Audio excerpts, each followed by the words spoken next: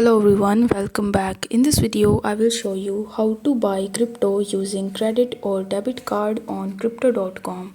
For that, you need to first launch your crypto.com application. Now over here on the home page, you need to tap on the buy option. Afterwards, you just have to select the cryptocurrency that you want to buy on crypto.com using your debit or credit card.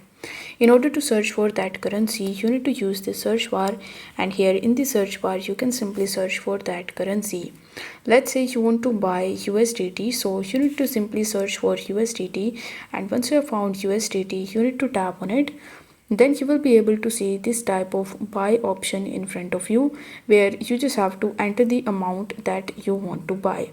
You can make this payment as one time buy, or if you want to make it recurring, then you can also do this.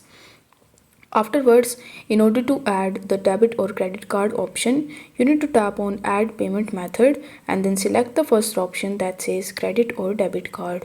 Afterwards, you will be landed on this page where you need to provide your credit or debit card details like your card number, its expiration date, CVV, your first name, your last name, and then you need to tap on the add card option.